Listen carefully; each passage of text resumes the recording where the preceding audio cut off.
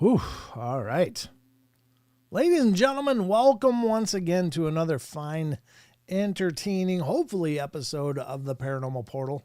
I'll be your host, Brent Thomas, as we embark on the journey into the strange and unusual, which, hell, I always love to do it. So it's almost like every morning around here, seriously. But hope you guys are doing great. My love and prayers to all of you that have been affected by the storms. I know there's a lot but going out on the East Coast there. People are getting hammered. Lots of services are down. And I know there's a lot of people that, we just hope they're okay. My cousin and his wife are out there in Tennessee land, and they've been getting hammered. Just mostly haven't even had cell service, but I just talked to him just before the show, so that was reassuring that everything's okay. They're fine, but they haven't had power, and their cells haven't been working, but at least there's something. So all our love and prayers go out to all of those affected by these incredible weather events, and just know we love you, and we'll be praying for you guys. So, Casey Jones Astrology is in here. Rachel Gets It Right. Wizard Moon, John Temper, and John Stevenson is in here. Grateful Owl's in here. Wizard Moon, Barbara Mora, Bill Simone, Annie Manuel. The Unknown is up in here. Just scrolling. Conrail fan, how you doing? Good to see you guys. Batman's here. Batman. Good to see you, buddy.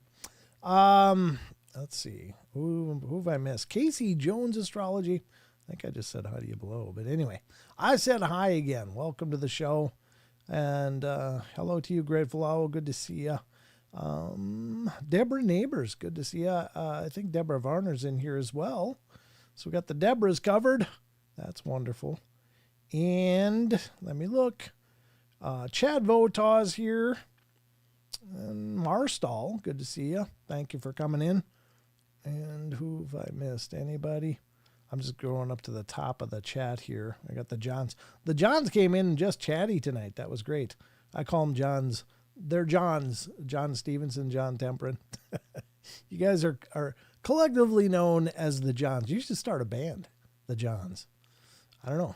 Might take off. Anyway, if you have a thing for music anyway. I don't know. Just a thought, but as I'm scrolling, I'm not seeing. I guess isn't that what they call people? People looking for prostitutes. I don't mean it like that, but that just occurred to me that maybe isn't the best band name. So forget it. Never mind. Do over. And looks like, I don't know who was first, Annie or Rachel, but they were both in here. Right off the bat, I saw them chatting on the YouTube chat before I got this main chat up. So, one of you guys. But in any case, glad to have you all here. Herman Vera just came in. Good to see you. Anybody else I've missed? I'm trying not to, but, it's how we roll here. Great to see everybody. Hello to anyone I missed. That's what I love about starting these shows, is you guys really do, have this cheers moment. It's like, hey, Norm. And you guys have this cool community cooking. Again, I can't take any credit for it. You guys have done it all, but you've really created an incredible family here, and I'm just thrilled that you did it on my show. Thank you. Thank you. I love you. And hope you guys are all having a good weekend, all despite all the weather events going on all over, and maybe a lot of concern, but, it was a decent day here, a busy day at the Portal House. But that's okay. Hello to Barbara over on Rumble. Looks like she's the only one over there right now. Although there's 6 people watching on Rumble. I guess Barbara's the only one chatting right now. But hello to all of you guys on Rumble. Thrilled that you're here. And hello to those of you that might be on Twitch. It's great to have you here as well. Thank you so much for checking out the show. Hopefully you'll like it enough to decide, hey, I want to keep watching this. I'm going to follow that channel. That would be great. No pressure, of course, but at any rate, what are we going to do tonight? We're going to do the news tonight, and then we're going to get to the Discord question of the week and take a little tour through Discord, see what you guys had to say about Chucky's question this week. And again, special thanks to Chucky Danger, Conrail fan. Good to see ya. I think I already said hi to you, but I'm saying it again, just in case I missed it. I don't like to miss anything if I can help it, but sadly enough, I miss a lot. And Chris Cirque just came in. Good to see you, which is Chris forwards and backwards. I like that. Cirque. Sounds cool. Sounds like the Star Wars name. What's your name, Cirque? You missed the question. Unknown. You still got time. So if you want to go answer it, by all means, go ahead. There's no pressure. We love, of course, when you guys can respond to that, because it's just a neat window into what you're thinking about this strange stuff that we cover all the time on the shows. So at any rate, yeah, I didn't realize that. Gray Flowl said, yeah, it does sound like a Star Wars name, though. What's your name? Shirk Rombor. I don't know. I just made up the Rombor part. It sounded right. Maybe it is. Maybe I'm channeling some Star Wars character from the multiverse. Who knows? Maybe a Jedi or something. You never know. Could be like that Watto guy. What? You think you're some kind of Jedi or something? Mind tricks do not work on me. Only money. That guy cracked me up. One of the high points of the prequels. There was, a few. But anyway, my answer is 42. Well, you're probably right, Flyer Tuck. I think that's a good guess for most anything, actually. I see 333 and 33 so much it makes me dizzy. Well, Sunfire, I gotta tell you, I see all the time that, and it's not planned. I just pick up my phone and look at the time, and it's 333 or 222 or 444 or 555, but never 666. Thank God. But I think it's interesting because, do you know that? Just a side note. Did you know that some ancient references reference the number of the beast as not 666, but actually 616. Didn't know if you know that, but I'm throwing it out there just because you always hear, oh, 666. Well, it might not be. Not that I know. I think 666 was kind of largely regarded by many as a reference to Nero, but you never know. But he was kind of a monster, I guess. So anyway, where was I going with this? Oh, the numbers. Yeah, it's just that's the way this works.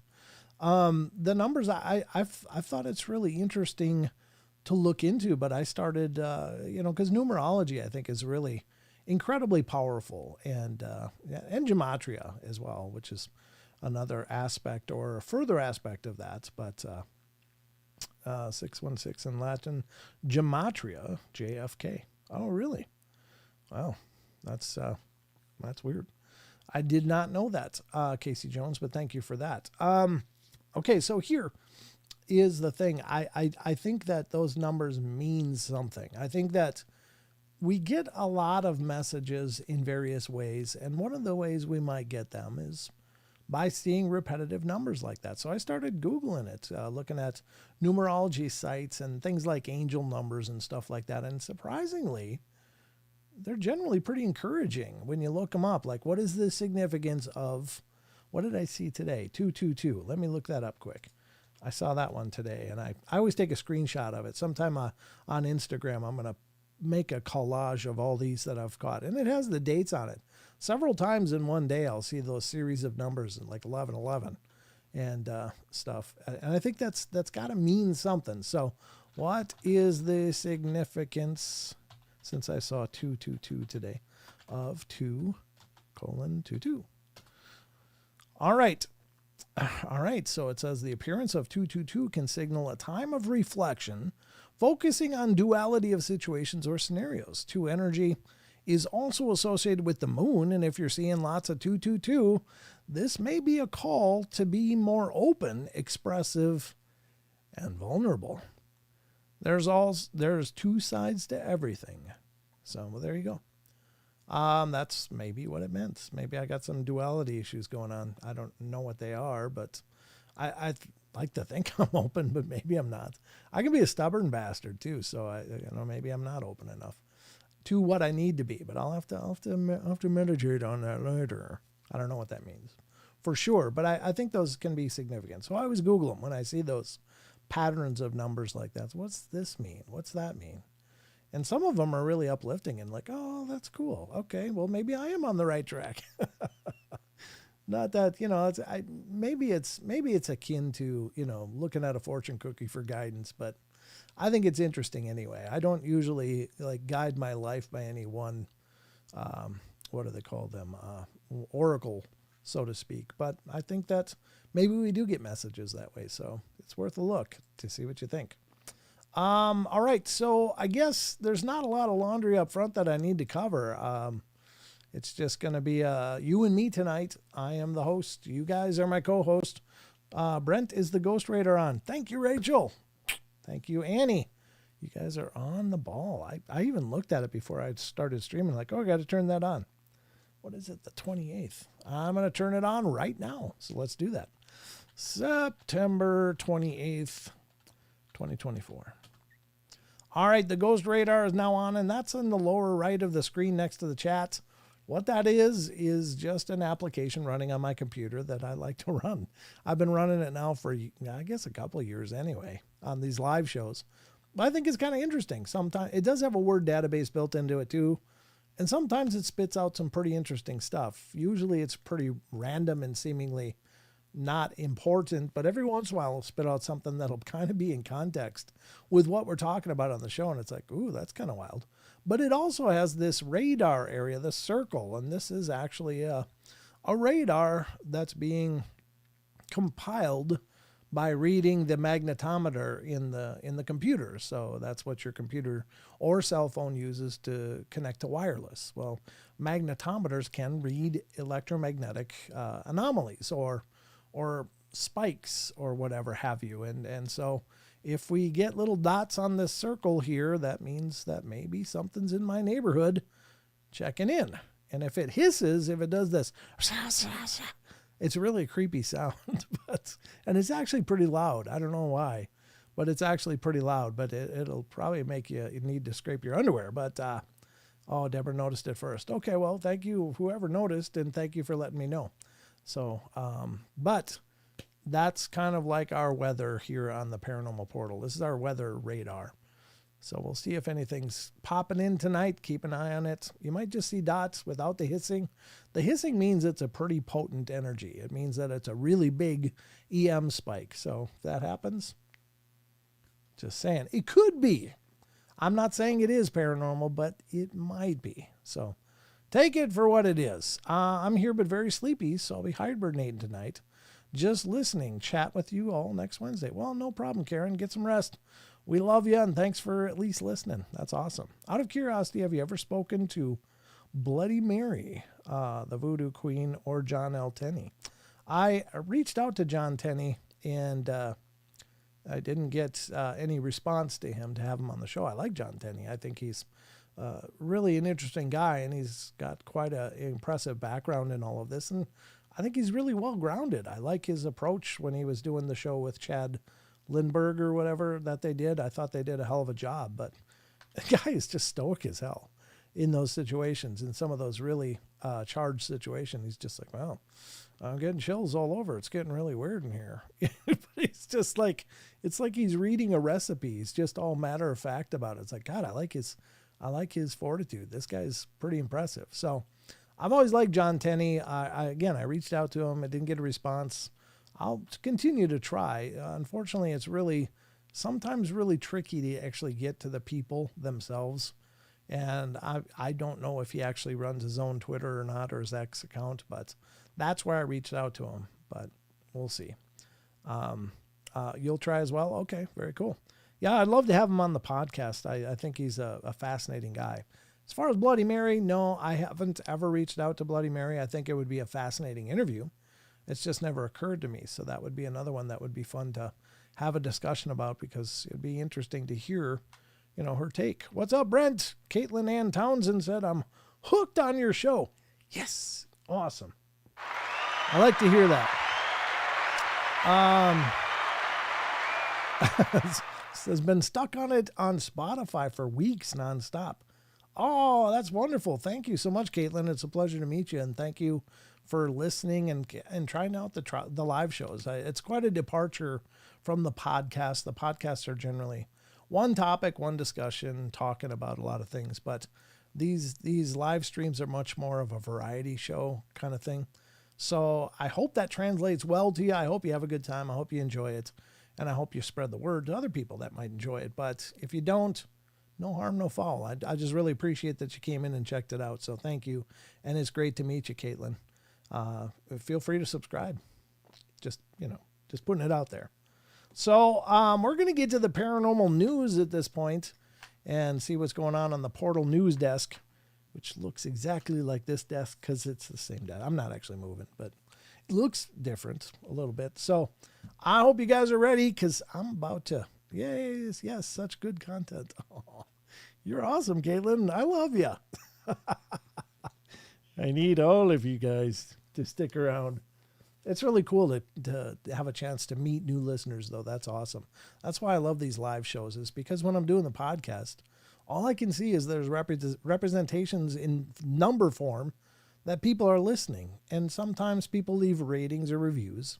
And that's really cool, too, because you get a chance to hear what they think when that happens. But it's really awesome to be doing a live show and then have this happen. It's like, wow, that's great. I plugged your show today at a new metaphysical paranormal shop. Oh, thank you, Sinfully. That's awesome. Thank you. I really appreciate that. Big smiles, transmission received, subbed and spreading the word. You know it. Aw, that's very, very cool. Very, very cool.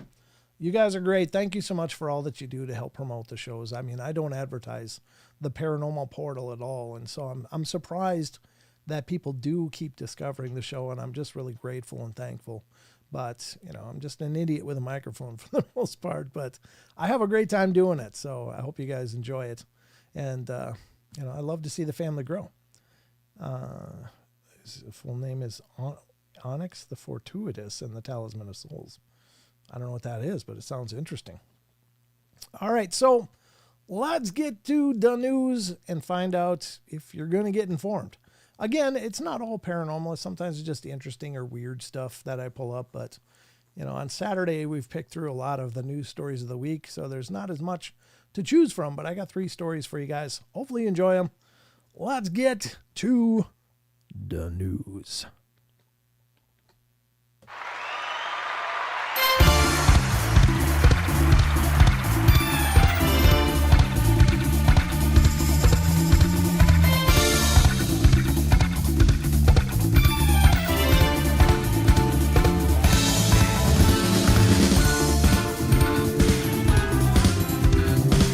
Hey, Henry. Good to see you. Thanks for coming in.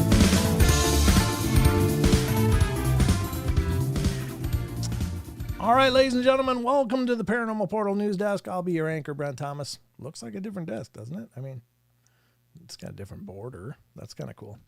And the ghost radar is still on screen, so keep on watching that. See if any dots appear. Again, I don't usually notice unless it hisses in my ears. And it's like, that happens. Yeah, great to see you guys. Thank you so much. All right, this is the news. Throughout the course of the show, we utilize a lot of different sites. These sites are amazing. They're working hard. They're doing great things. And I can only ask that you guys please support these sites. Please visit them. Please check them out. If you're listening to the show, obviously you're into the material. And all of these sites have so much more to offer than I could ever cover on any number of these shows. But hopefully, you'll do that because your traffic does equal revenue to keep the lights on. It's not a cheap venture to host a popular website. They get lots of traffic, and a lot of these, owners have to pay for that traffic bandwidth. And so every time you visit, that really helps them pay the bills. So please check them out, support them, and if you make any comments on there, let them know the portal sent you. Just a little self-plug. All right, let's get to the first article here. This is coming from an amazing site that we always use on the news because it's just an amazing site. I just really love this site. And this one's kind of funny because it's like, this is one of those no-duh stories. I saw that movie. We know how this goes.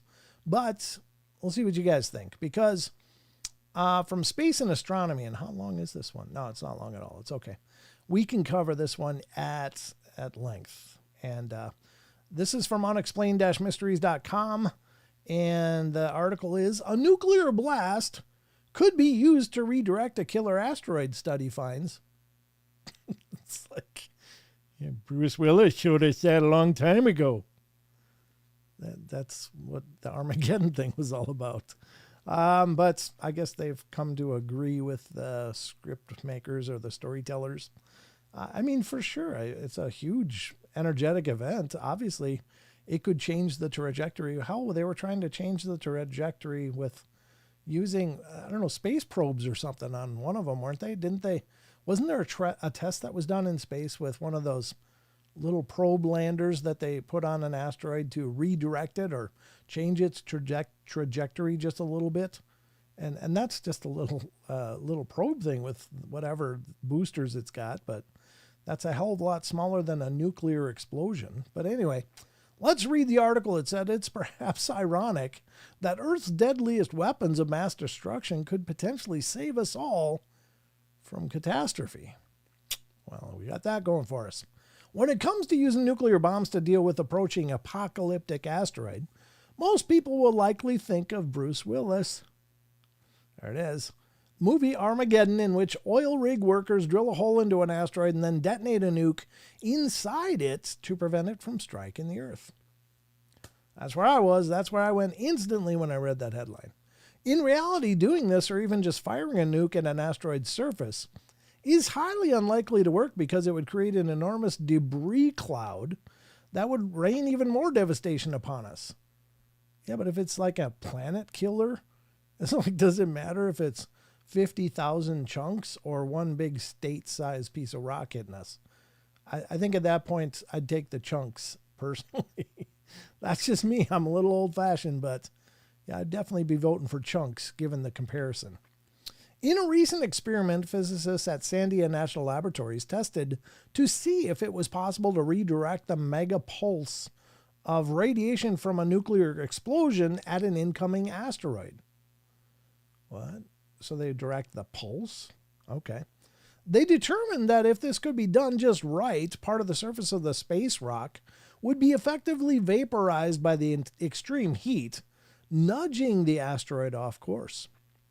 Whether this could actually be achieved in practice on a real asteroid, however, remains to be seen. Asteroid impacts are among the many natural hazards facing civilization, the scientists wrote. Although most asteroids bypass the Earth or cause little damage, the largest collisions have led to regional disaster and even the elimination of habitable climates. Although rare, the elimination of devastating impacts has become a national priority. Well, I agree. I think they should probably give that a little thought experiments anyway, because, I mean, we're floating in space. There's a lot of junk in space, so let's have a plan. But again, I don't think this is really a novel idea, but it's, I guess, how the hell do you aim an explosion, though? How do you aim it? I mean, what do you you're not going to make like a cone and put a nuke in the end of it and just, pop it off like a firecracker. I don't know how that's going to work, if that is possible, but maybe theoretically it could be. I don't know. I'm not a scientist, so I have no skin in the game so much, but I'm at least questioning the logic here. How do you aim an explosion? Maybe it's not that hard. I don't know. Seems hard to me, though. Anyway, let's go to the next article because there's more. There's always more. And I got two more. The next one up is kind of interesting. If you like Guardians of the Galaxy and you're looking for a unique makeover, this might be the one for you. And all you got to do to get it is move to Mars. That's it. And you could get it because according to Unexplained-Mysteries, sorry, I had to cough, to get that new makeover, going to Mars could make you look just like Gamora. And maybe that's what you're looking for. So from unexplained-mysteries.com, humans living on Mars could potentially turn green, biologist warns. Wow. I don't think she's Martian, just for the record. That's a dramatization. How big is this? No, it's fine. Creating a colony on Mars would not only be technologically challenging, but also biologically taxing as well. For some time now, SpaceX CEO Elon Musk has been talking about sending shiploads of over 100 passengers at a time to Mars in an effort to found a thriving colony there. But it seems that he's given little thought to just how difficult it would be to actually survive on the surface of another world. Even if we ignore the technological hurdles of building a sustainable base on the red planet, living permanently on Mars is likely to have a considerably negative impact on the human body. According to biologist Dr. Scott Solomon of Rice University in Texas, any babies born on Mars are likely to experience significant mutations and evolutionary changes due to a combination of exposure to radiation and the planet's lower gravity. Such changes could range from poor eyesight, weak muscles, and brittle bones to the possibility of the skin literally turning green. Is that from radiation or what? I don't get that. What? Such conditions are also likely to increase the risk of various cancers and other illnesses. Boy, I bet you they don't put that in the Mars brochure. Got to give myself a rim shot on that. So does this mean that settling Mars is a non-starter? Not necessarily, but anyone living on Mars would need, at the very least, appropriate protection from radiation as well as various medical interventions to address other negative health effects. One thing's for sure, it certainly won't be as easy as Elon Musk seems to think it will be. Well, there you go. I don't know, green people. Remember that story? I don't know if many of you are familiar with it. I'm sure several of you are. But the children of Woolpit, from Woolpit, England. This is a story where, I think it was the 1800s or 1700s, something like that. Two kids just kind of came out of nowhere, and they were peculiar because they had green skin. They were green skinned kids, and they said they were in their home area, which is like always perpetually twilight. So there's like a glow, or it's like twilight, not the vampire movie, for God's sakes. Don't go there in your head. But it's this low light conditions where there's like a glowing kind of atmosphere. And they came through and found this tunnel. They found a tunnel and explored it, and then they emerged in our world, as the story goes. Now, there was a boy and a girl. The boy apparently didn't last very long. He ended up succumbing to, I don't know, some kind of illness and didn't make it. But the girl, I guess, did. Apparently through extended exposure to being here, she eventually kind of lost that green tint and looked apparently kind of normal. But maybe they were Martian. maybe that's what was going on here. I don't know. I'm just being cheeky, but I don't know. Maybe, what the hell? Maybe that's something that happens. Maybe they were from a more irradiated atmosphere or something. I don't know what attributes the green skin that they're worried about. If that is a radiation thing or if there's some other factors at play that they're not saying, I don't know. It's just an article, so there's not a lot of exhaustive research involved in it, on our end at least. So, but interesting enough. So there you go. That woman's kind of creeping me out now, so I'm going to close this article. She's got that million candle watt stare. Candle power, candle watt, like spotlights. Her eyes are just like, reminds me of my ex. No, I'm just kidding. I'm just joking. I'm not really a dick. Not really. I just play one on the show for time to time. Once they hit school age, forget it. What is that? Rachel gets it right. It was my grandson and Wizard's nephew. I don't know what we're talking about here. Were the kids in Race to Witch Mountain Green? I can't remember. I don't know. That's a question I don't know either, actually.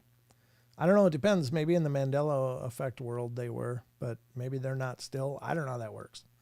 Anyway, we got one more article to get through here on the news, and by God, we're going to get to it now. And this is the last one for tonight. This comes from Archaeology and History. I don't know.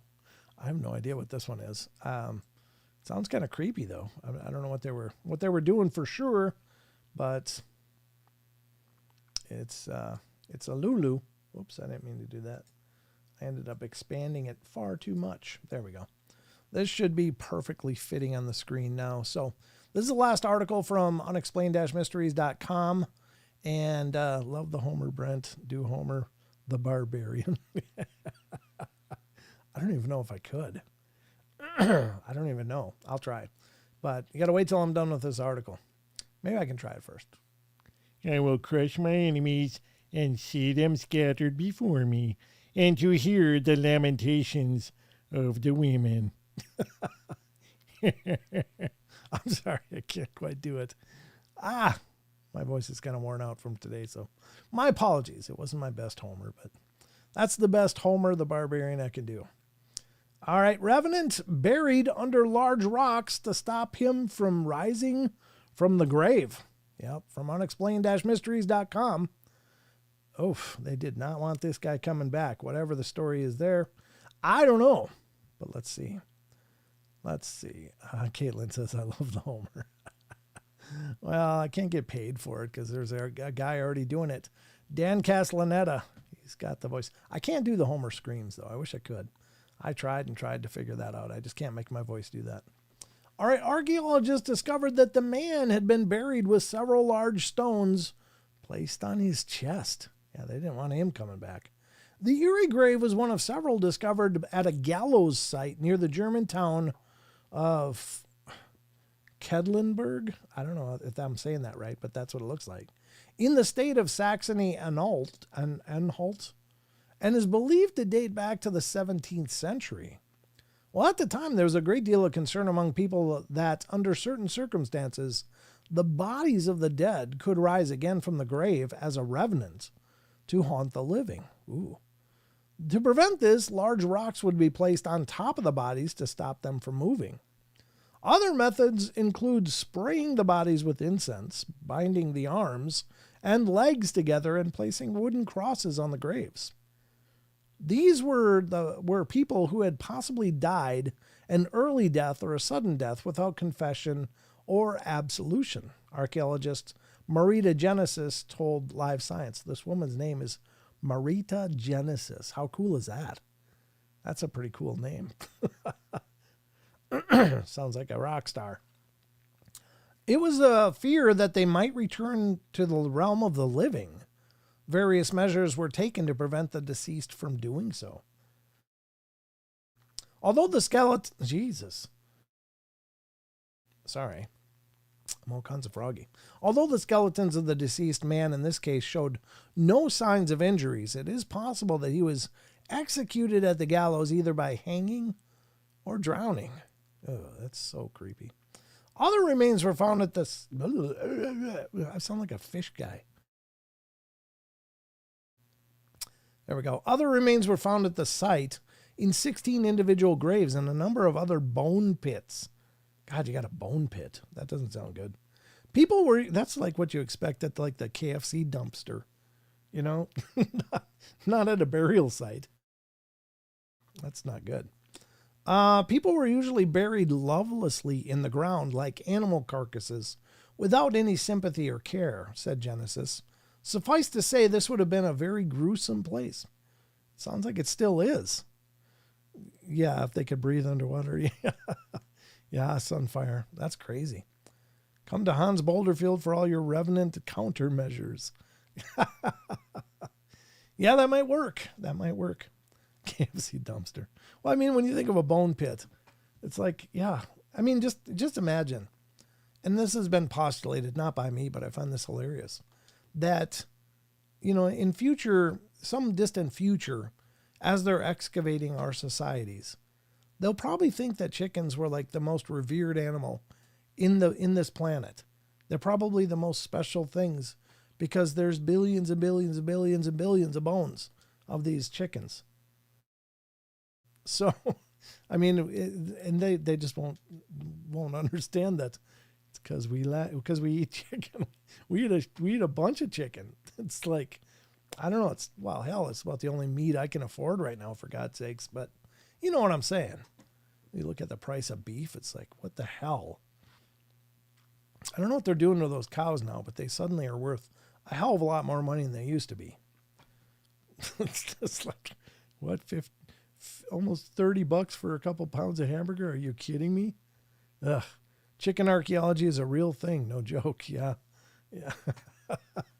It will be. They'll probably be reassembling these chicken carcasses and talking about how we worship chickens or something. Who knows? God only knows. I wonder what they're going to do when they find all the eggs, the eggshells. It's like, oh, wait a minute. What? These bastards. I don't know. What do you do? All right, but that's the news. Now you know. And that's all I can say. That's it. Hope you guys learned something. Hope you're walking away from this news with a good feeling in your heart that you're now a more informed person, that you learned something new, or you just had a good time with it. Either way, I've done my work, and you're welcome. So let's get back to the rest of the show.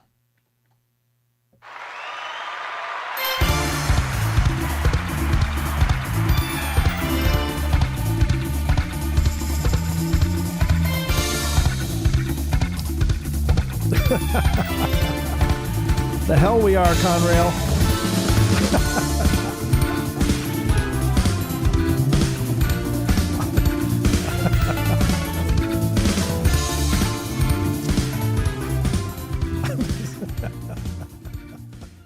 I'll be chewing on otters before I'm eating bugs.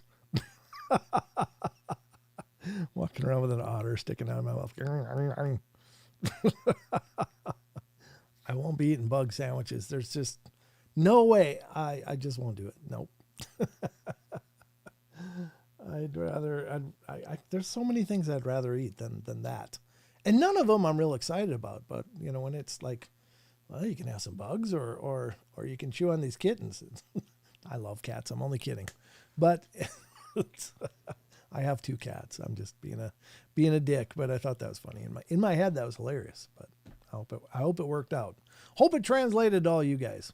Anyway, enjoy myself a nice hot chocolate. Good job. Good night, Eric. Are you going? Is Eric, we can't afford any length of time of, oh, yeah, well, there's that. There's that opinion for sure. I don't think it's boring. I love learning new things. Well, good. I'm glad. I'm glad you enjoy learning new stuff. I enjoy bringing you new stuff every time we do the shows. But we've got a lot more to cover. Did you guys notice the change in the studio today? I'm just sitting here waiting. Anybody notice? I'm just waiting for the chat now. Did you notice anything a little different going on here in the studio? Should be something that you can see pretty easily.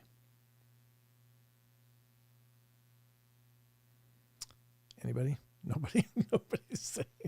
Nobody's saying anything, or I've disconnected, one of the two. Yes, the skull is new. There's a new skull up there. What's the orb? Oh, no, the orb's been here. The actual orb's been here. But what you might notice is that the little flickery PVC candles that I made are no longer up by the TV. And instead, gotta reach back there. Instead, I got this little remote control. If it works, that turns off all those little candles. And I can hit the remote control, turn them back on. Those are all those flicker candles with battery powered. Yeah. There's a big black shadow behind you. Yeah, there always is. There always is, John. I call him Phil. No, just kidding. But yeah, it's the candles are new. But you're right, this skull here is new. That's one I picked up from Spirit Halloween. I love Spirit Halloween. I go in there, it's like my it's like, I don't know, it's like my seasonal crack. I just got to go in there. Walmart has those. Yeah, they do. I think I got these from Temu, and they sent me like a box of like literally 20 of them for like $8 or something. They got remote controls. Are you kidding me? This is great.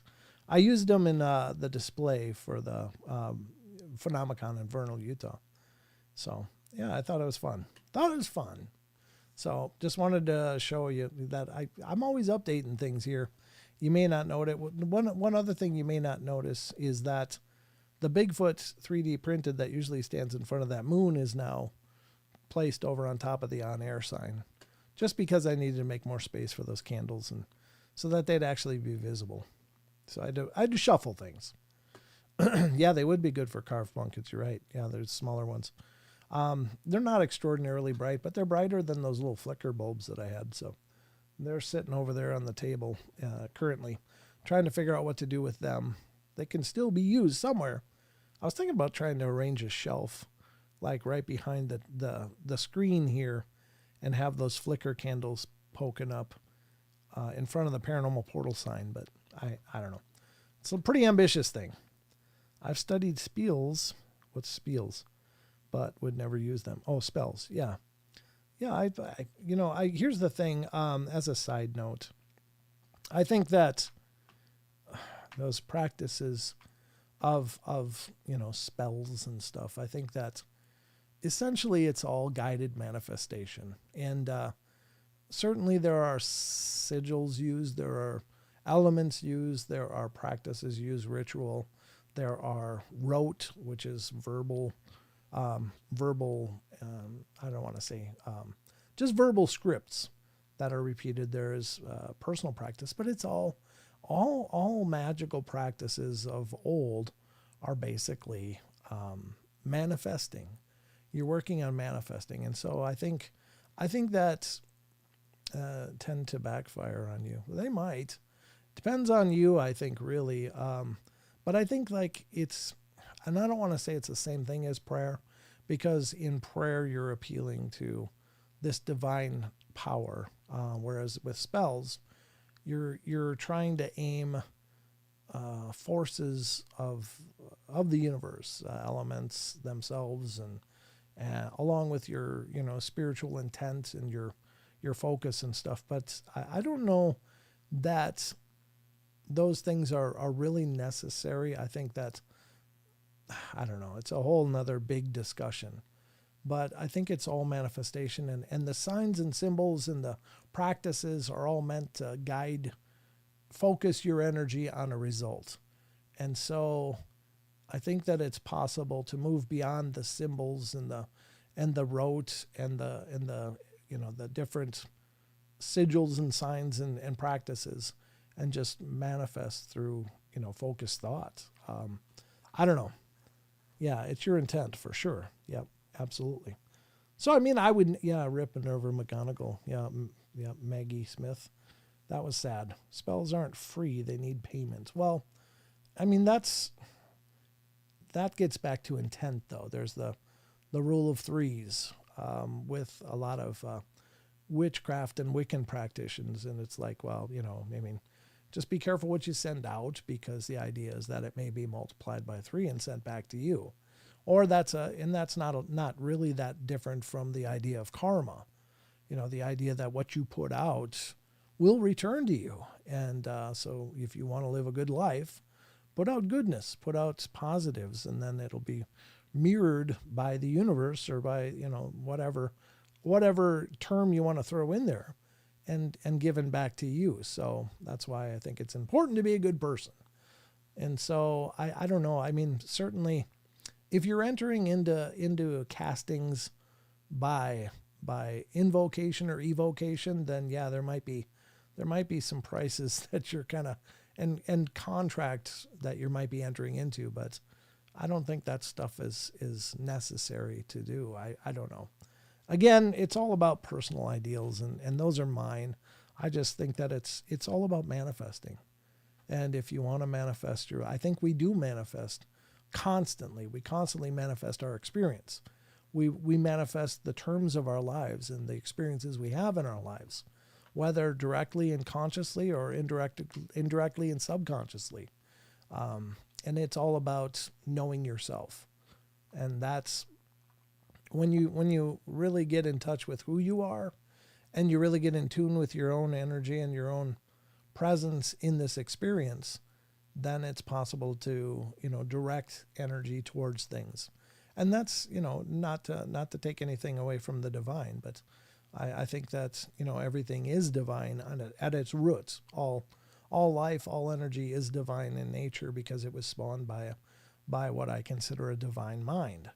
But I don't know what I'm trying to get to. It's just, I don't know that the practices and all of that stuff, and all of the philosophies and ideologies are important as much as knowing yourself and directing energy towards something and believing in it passionately. And I think your results would be the same without having to, cast ideas and intent to other presences, if you will. So just my thoughts. I don't know if it makes any sense at all, but anyway, fresh news. You can contact Brent through email. Amen, Rachel. Thank you so much. I once tried to manifest $300, but I thought it all worked out right down to the location. There they were. I ran home to dry the bills off, and they were barbecue napkins printed to look like $100 bills. But you manifested something, right? So that's maybe you manifested an image in your manifestation, but there is something to being concise with what you're trying to picture. If you picture it as money, as you picture it as having value, perhaps that would have manifest more as actual money. So I don't know. That's really actually pretty amazing, to be honest with you. I forgot the paper. Well, that is interesting that you asked for $300 in this image and you got $300 in an image or a representation of it. It just wasn't a value.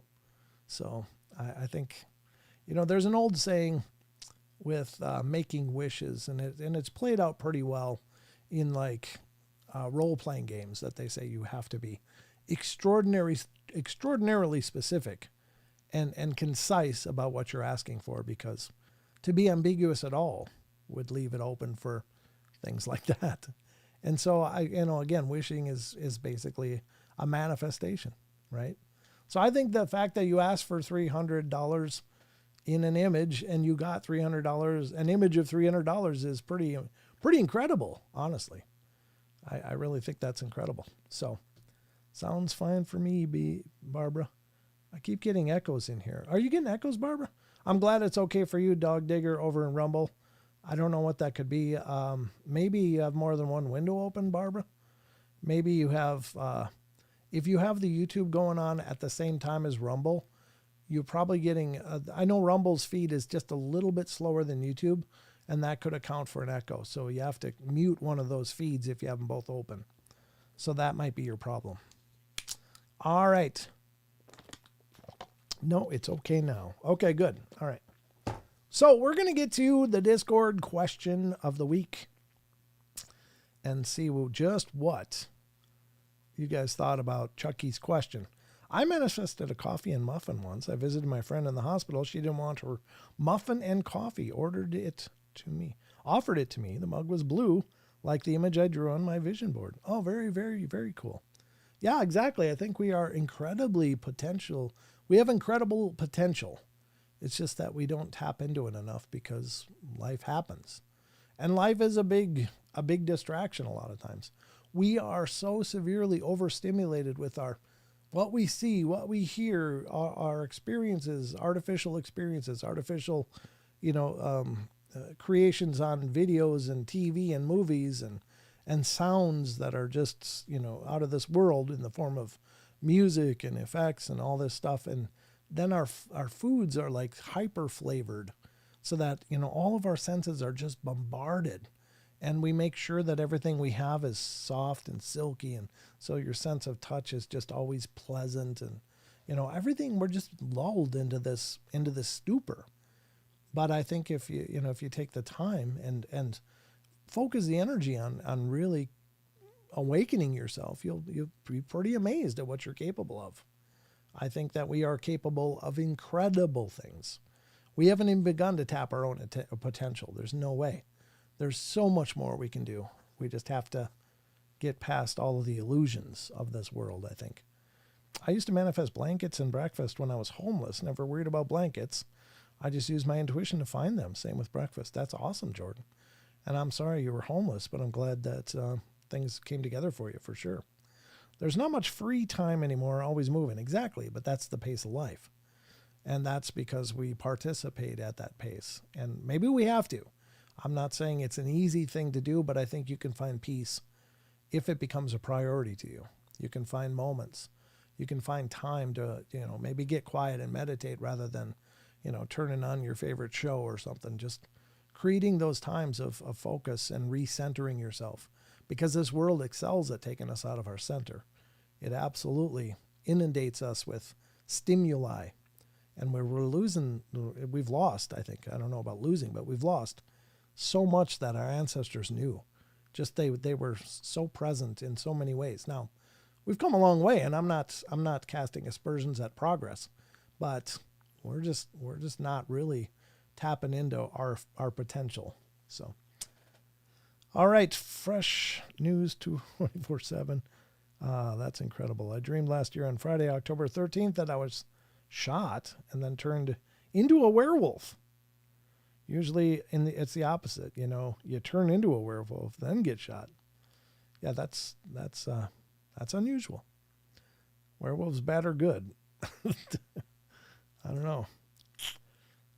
Depends on the werewolf. I don't know. I don't know what to say to that. All right, so we're going to get to the Discord question of the week, ladies and gentlemen, because by God, it's time and we got to do it. It's Saturday. That's part of the drill. So, and I was really thrilled to log into Discord, pull it up for the show, and find that so many new people had joined. Shelly joined, Pancakes joined, Playnendo Gaming joined, Adesh. We met Adesh last night on the show. He joined. Beds 410 joined. Cool Deadpool 69. Got my Deadpool shirt on today. I have issues, it says. And I do. Bill S. joined.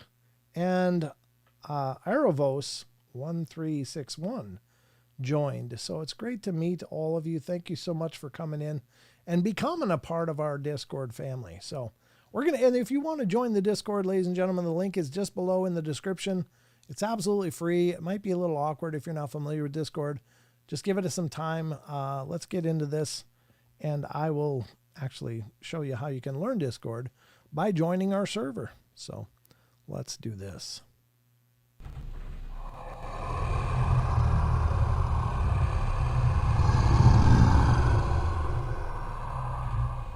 Boom. All right. This is the Discord question of the week. Here is the Discord server. Here's me saying hello to all these brand new people that joined. Thank you so much for becoming a part of the family. If you are new to Discord, we have this Discord tutorial thread right here. So when you join, this is what it's going to look like. And it'll be the general tab. That's the kind of the greeting or meeting room or entry point for the Discord server. After that, you can just click on any of these threads on the left-hand margin. Use your mouse wheel to scroll up and down. And there's a Discord tutorial thread here that has some videos that Sheldon Boonabars, Sheldon, my son, he put up some tutorials here to help teach you how to use Discord, just to help walk you through it. It's not a hard program.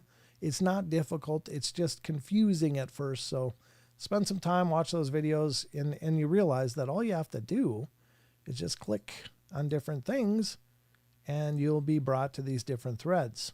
So we got the giveaways tab, which, if I'm going to be honest, right now we're doing a giveaway of a Paranormal Portal t-shirt.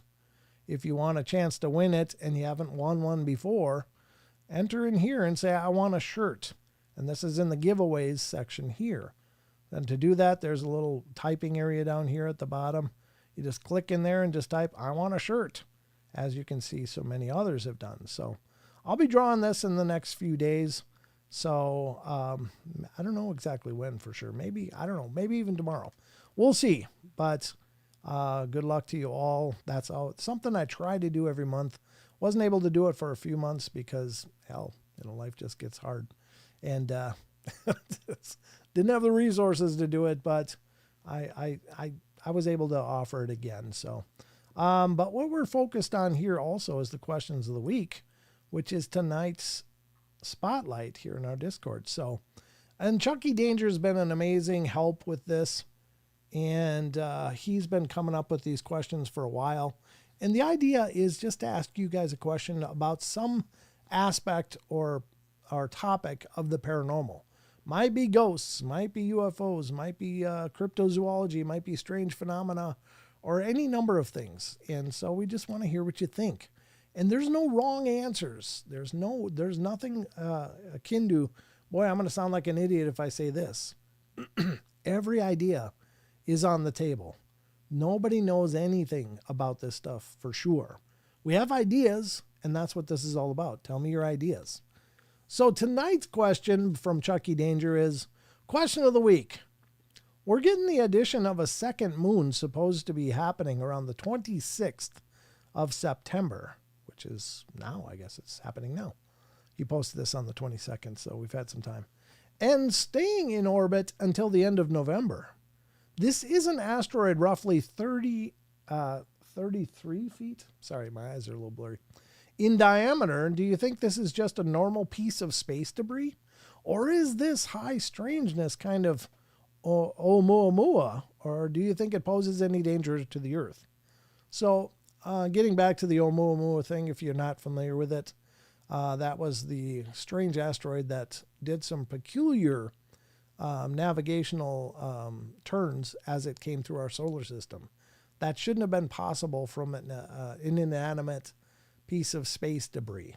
So the Avi Loeb of Harvard University is the one that suggested perhaps this is alien technology. Perhaps it was some huge ship that passed and we were able to only catch it, a glimpse of it, as it shot through our solar system. But it seemed very peculiar and potentially is. So that's what he's talking about. Is it just a rock, or could it be something with an intelligence behind it? So I guess we'll find out. But coming in first, Eric the Wandering Purple Hobbit. Guess we'll find out, huh? Maybe it will come and bring mutant alien killer bees. I can't think of anything else I'd like. I'd like a nice helping of new killer bees. You know, we can't just get by with the ones we got. We should have a whole new variety. All right, ZX81V2 comes in next and says, it's the attack of the radioactive hamsters from a planet near Mars. That explains everything. All right, coming up next is Erebos. And he says, I'm more concerned about Atlas Comet. We may be in for a maximum overdrive situation. Emilio! I remember that maximum overdrive. Wasn't that where Who Made Who came from? From AC/DC. Who made who? Yeah, I think so. All right, Hawk. This name. Hawk Putu. I missed last week's, but I need to say this, just so it's out there. Maybe someone has their own experience that ties in. Google if you want. There's a hunting and fishing camp near home in northwestern Ontario called Jim's Caviar Camp. As children, we just called it Jim's. Everyone did. Well, they used my grandfather's land to park trucks and trailers for the people who'd want to rent cabins out there. Well, anyway, in the 90s, early 2000s, the sun had taken over, and renovations and all, and workers and people renting would see them on the property out there at Jim's. The owner went to someone on the reservation to ask what was going on, and the man told him he was dumping garbage where they come and go from. What that means, I don't know, but that's the part that makes me think they are more than just flesh and blood. I mean, they are, but more. So the owner moved his garbage dump to a different area and cleaned the place where they had been dumping. And the big hairy thing stopped coming around. So that was a response to last week's Bigfoot. Do you think it's just a flesh and blood or more? So that's, I guess, a week late, but well said. Interesting story. Coming up is John T. Probably just a ball of crap from Spaceballs stuck in a pattern until it finds its way home, but we'll just have to wait and see, I guess. Fair enough. All right, Plain Endo Gaming comes in and says, I believe it's just a rock in a horseshoe slingshot. A moon would require a steady orbit. Yeah. I mean, it's only going to be a moon for a couple months. It's just in a temporary orbit, making it a satellite of the Earth while it's in temporary orbit, but its trajectory will spit it back out at the end of November, according to what they believe. Rachel 101 comes in next and says, I think it's a normal piece of space debris. Considering how vast and random space is, it's very possible that a small asteroid would come into our orbit. It might happen more frequently than we are notified of. I don't know. I don't think it poses any danger to the Earth, except that some people might be concerned that it could cause harm and have an overreaction. People panicking? What? Yeah, there'll always be panicky people. I don't know. I think you're right. I think it's probably just a chunk of something that's floating around and we're just going to catch it and spit it back out. Barbara Mora comes in next and said, as much as I'd like for it to be visiting craft, I think it's a normal rock hurtling through space and getting caught by Earth's gravity. I hope scientists continue to monitor it just in case. Yeah, no doubt. Watch it as it leaves. Does it do any weird turns after that? Yikes. You could be right. Kieran Alberding says, my brain's on vacation this week and I can't think this week, so I'm taking a pass. I apologize. No, fair enough. At least you commented. At least you said what you said. That's better than no answer at all. All right, the unknown comes in and it sounds like you're referring to an intriguing celestial event. The addition of a second moon is likely a reference to a temporary capture of an asteroid into Earth's orbit, something that occasionally happens with small space objects. In this case, a 33-foot diameter asteroid is indeed significant, but it's more of a natural event than anything else. Comparing it to Oumuamua, which was the first known interstellar object to pass through our solar system, is understandable given the unusual nature of such events. However, while Oumuamua had unique properties that sparked speculation, this newly captured asteroid seems much more routine occurrence. As for danger, the 33-foot asteroid poses minimal risk to Earth. Even if it were to enter the atmosphere, it would likely burn up before causing any significant impact. While it's fascinating to ponder the high strangeness of space, this event is probably more of a cool astronomical occurrence than a cause for concern. Fair enough, yeah. Could it be something else? I guess. I'd never even considered that until Chucky asked this question. But yeah, it makes you wonder. So Annie Manul comes in next. She did it at 7:23. When did this happen? 7:18. You guys are good. You're getting it in right under the wire. Annie Manul comes in and says, we get a mini-moon every few years because Earth's gravity draws them in. The rock is from Arjuna. Oh, thanks for the pronunciation. That's awesome. Cloud, where orbit is similar to Earth's. In this case, it's basically a slow sling shot. I think she meant shot there. Around the Earth. An orbit about Earth isn't necessarily meaningful. There's about 2,000 objects in near-Earth orbit every day. Fair enough. Fair enough. Yep. Very cool. And that is the last response we got. Thank you to everybody who took the time to answer. I appreciate that. And again, is it impossible it could be something else? No, I guess not. I'd really never entertained that thought until Chucky pointed out that question. It's like, ooh, what about that? Could it be a surveillance craft? Maybe. From interstellar neighbors? Maybe. I don't know. But I'm betting it's probably just a rock. Anyway. I love that typo. That's awesome. I had to err on the side of family friendliness, but it did crack me up. So this is the Discord question of the week, ladies and gentlemen. Hope you guys enjoy it. This will be posted every week. Chucky always comes in and fires a new question out. And you can take whenever time you get a chance and weigh in on it. It's great to hear your thoughts on this stuff. Great comments today. Great comments every day that we do this. And we read these live every Saturday on the show. So just something to think about. Anyway, if you don't mind, we'd love to have you over here in the Discord. So come on in. Cost you nothing except a little bit of your time. But if you like the chat, if you like the chat community in our live shows, you're probably going to like the Discord because it's the same people. Same people are over there hanging out, having these discussions. And these threads are great. There's cryptids. I mean, look at this. The people are posting different things they're finding online. There's great Dora the Explorer of La Lechuza. That's funny. There's even music. which is awesome because I've actually discovered some pretty cool bands in here that I'd never heard of. And Strange Phenomena, of course, is just dealing with the other stuff. Doesn't fall into these other categories. Kind of like Mandela effects and stuff like that. Edgar Case is a great Strange Phenomena possibility. And then there's Paranormal Library, not Portal Library. And this is where people are reading books or finding information that they've read and putting it in here for your enjoyment. There's movies, paranormal movies, of course, always awesome. And then there's an art gallery, and these are pretty cool.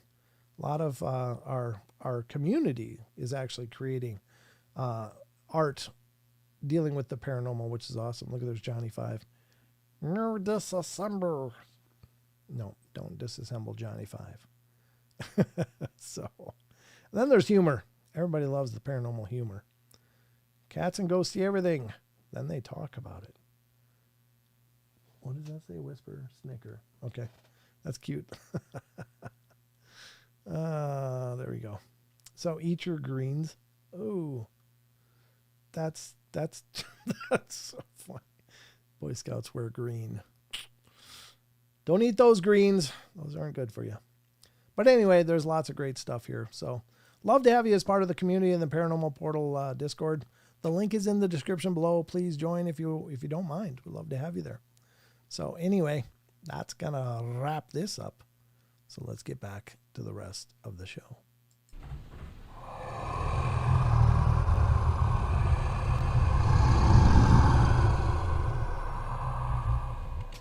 Bada boom. There we go. All right. So thank you, everybody that took the time to get involved on the Discord question of the week. I love that segment. I really do, because it's a great opportunity to see what you guys think. You always get my take on stuff because, as I've said, I got the microphone. You get it fresh from the noise hole. That's right. Oh, we had a couple, two spirits within 25 yards at 748. I didn't even know it. They didn't hiss, so they weren't real powerful, I guess. But there you have it. Maybe a really powerful one will be popping in. It's nice to watch a live stream while it's actually live and not rerun. Hey, Brent, what other voice impressions can you do? I don't know. I'm kind of really out of practice for most of them. I used to do a ton of them just because I think voices are fun, but I don't know. It just depends on the moments. I like goofing around with my voice, but I don't know. The Homer one is probably the best one, but I don't know. I guess you'd have to ask the chat. I don't even remember the ones I've spit out on the show through the ages here, but there's a bunch. Anyway, but I'm glad you're enjoying yourself.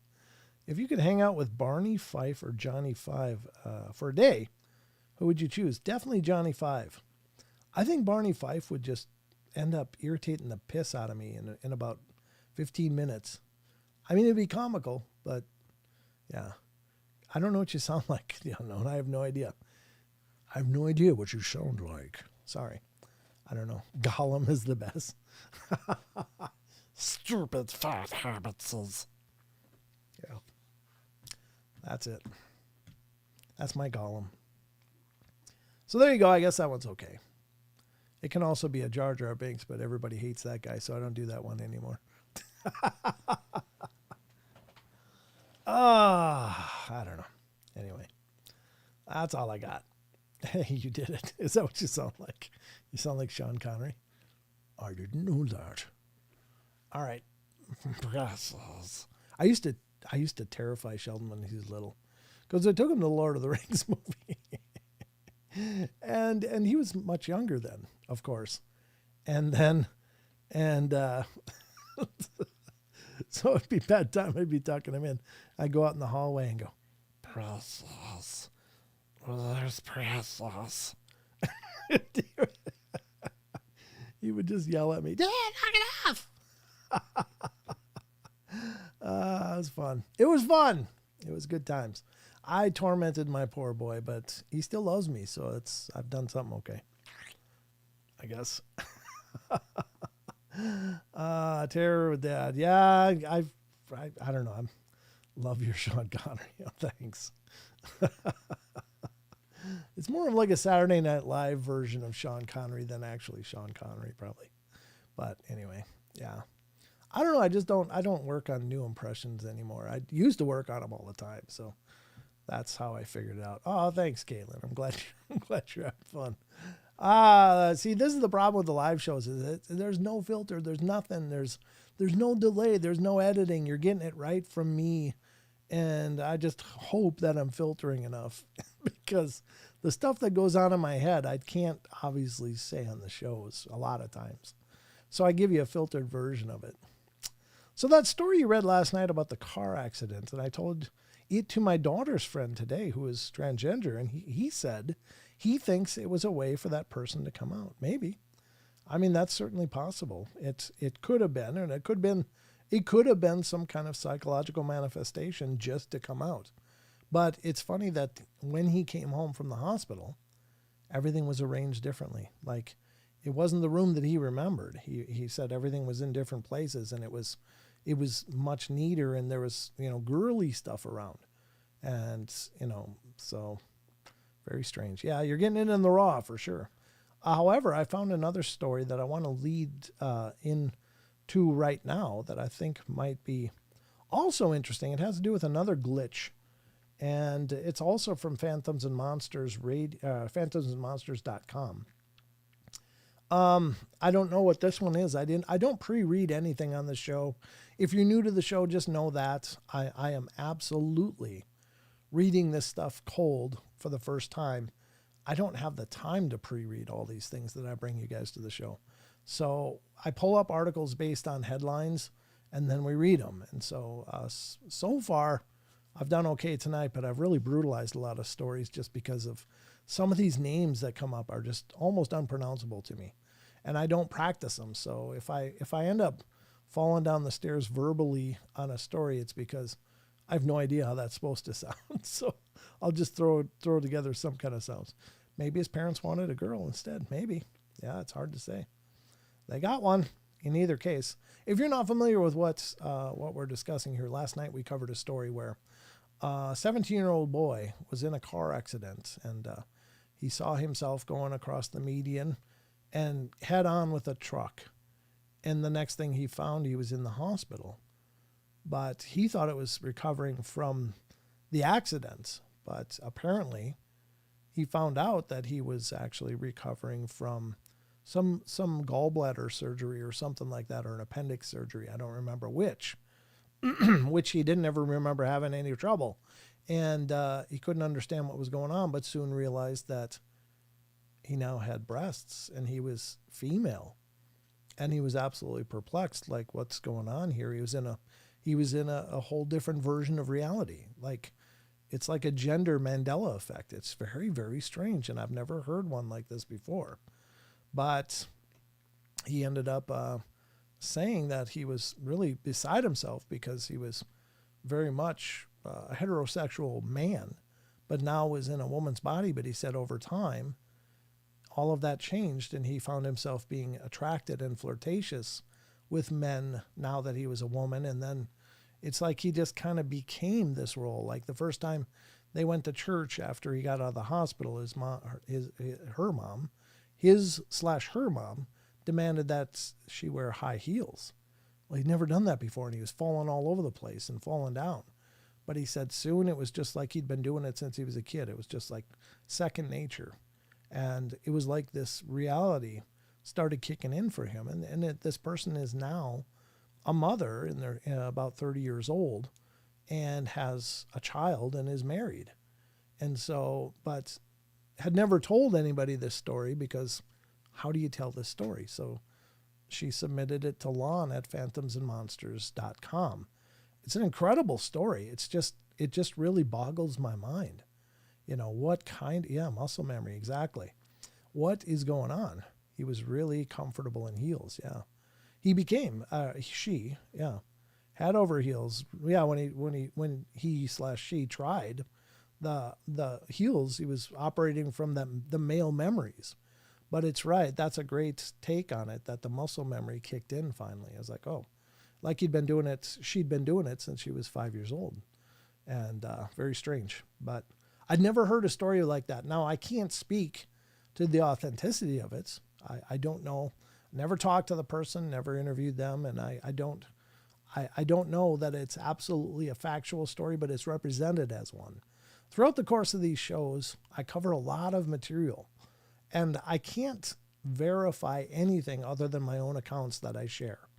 I can't validate or verify any other thing you'll hear on the show, but I can tell you that I will never knowingly give airtime to any kind of hoax. I don't have time for it myself, because this is a journey for me, a journey to try to understand. And if we're wasting time putting out these obviously fabricated stories or potentially fabricated stories, I'm not moving that needle forward. I'm actually causing more confusion. So I made it a big point. I was even approached once after starting this show by an acquaintance who said, hey, we could put together something and you could discover it and it would probably blow up your channel. And I was like, no, I'm not interested, because I'm not into this for just, hey, let's talk about me. Let's have more me time. This isn't an ego thing for me. It's a sincere journey of understanding, because I have experienced a lot of stuff. So I will never give you anything on this show that isn't represented as truth. I can't verify it's true, but I can tell you that at least it's represented as a true story. So you got to be the judge after that. So this is another glitch story from Phantoms and Monsters. Again, this is Lon Strickler's site, and Lon does an incredible job over there. Please check out his site.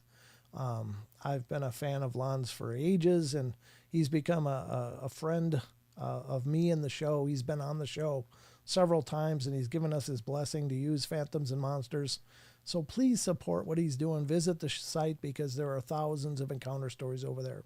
And they've at least, for the most part, several of them have been at least vetted by Lon. Not all of them, but several of them.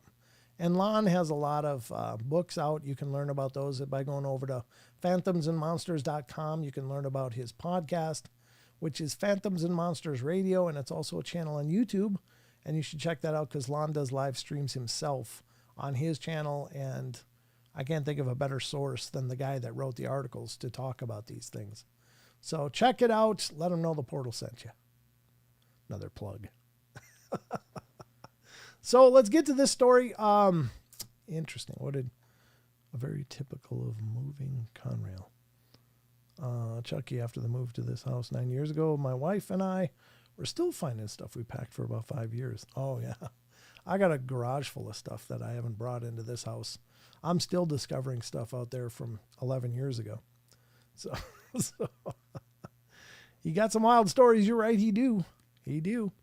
All right, let's get to this. Hey, Bill, good to see you. Thanks for coming in. Thanks to everybody that's come in. I'm sorry if I haven't seen you come in the door, but I'm thrilled you guys are here. Thank you so much. So let's get to this story. Another glitch. I don't know if it's the same again. I haven't pre-read this, but the headline is from Phantoms and Monsters. Whoops, forgot to turn that off. Rookie move. Yeah, that's another beauty of the live shows. All right, so this is phantomsandmonsters.com, and this is bizarre glitch while driving girlfriend to the hospital. Since we've covered glitch last night, let's cover this one and see what this is going on. It says, from the experiencer, this happened during the pandemic in 2020. It freaked me completely out, and I'm still trying to figure out what the hell occurred. I wasn't expecting occurred there. I was going to be like, happened? No, it's occurred. So anyway, my girlfriend came down with a non-COVID illness that ended up putting her in the hospital. Well, I drove her there and got her checked in, and then called her sister, who lives out of state, to bring her up to speed. This was in the middle of the day, and I did not speed, and my plan was to take the side road all the way home. The hospital is 11 miles away, directly north of my house, and I know this area of Dallas, Texas, like the back of my hand. Well, I decided to take a familiar side road home to avoid the tollway. The sister and I had been talking on the speakerphone for 9 minutes when I noticed the road, the one that I knew very well, was unfamiliar. And then suddenly, I realized I was approaching Love Field Airport.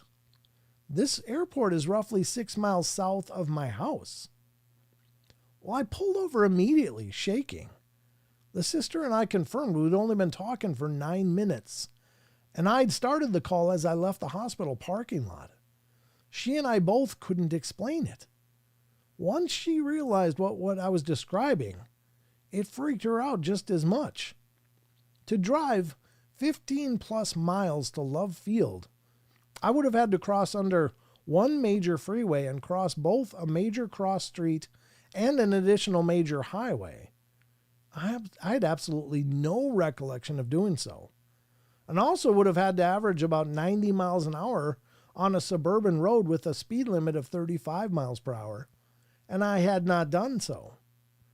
I took a pic of Love Field and then turned around and drove home. A drive that took me, as it always has in the past, a little over 10 minutes.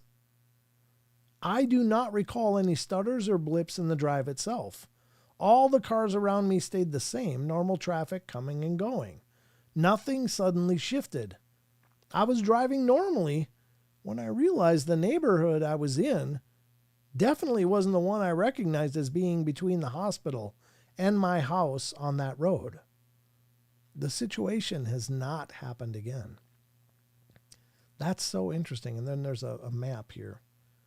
So what is A and X and B? I don't know. 41 minutes, 18 miles. I don't know what we're looking at here. Oh, here's the airports. I guess B is the house. Where the hell's the... I don't know what A, B, and C mean. Further response. I can't explain it all, and it's really messing with my head every time I focus on it. I have a witness over the phone, and the length of the call was right there on the screen. Furthermore, I would have had to have crossed Beltline Road, drive under the 635 freeway, drive right past my house, and then cross over Northwest Highway 12. I absolutely did not do these things. Just looking at the map. Okay, there's 635 and whatever else he's saying. And initially I thought I'd found a sign that something wasn't parsing, because a physical relocation that fast should have dropped the phone call.